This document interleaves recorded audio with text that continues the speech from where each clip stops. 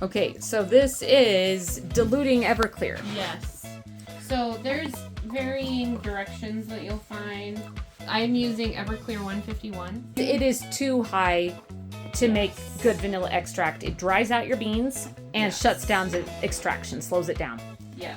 So if you don't dilute it, it just turns crispy. The extract doesn't get stronger after a certain point, and the beans just kind of go crispy. I dilute it 2 to 1, so I've got a cup of my Everclear, and I'm going to put in a half cup of distilled water.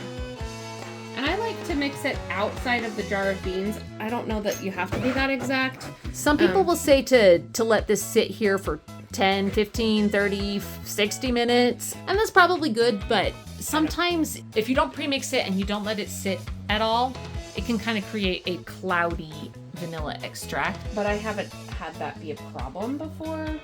I have mostly seen that as a problem when they don't dilute their Everclear and then they come back and dilute it after. And after the beans have already been sitting in it for a while. And that is something we've seen, definitely. So if you have beans sitting in undiluted Everclear, and then you go and add the water later, it will turn cloudy, and sometimes it almost looks like orange juice. There's too many oils in the alcohol for the water to get in there. I don't know the details of the chemical reaction, but it messes it up. So you want to dilute your Everclear before adding it to the beans.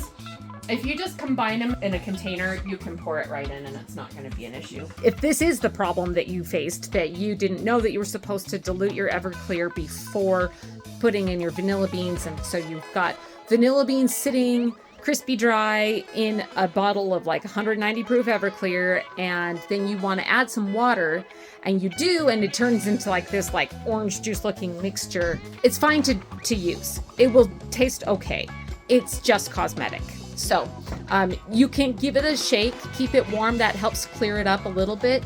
It will probably always be a little bit cloudy, but it's just a looks thing. It's not a food safety issue.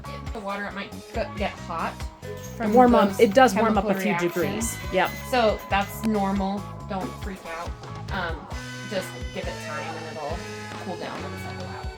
And a little mini lesson on how to dilute Everclear.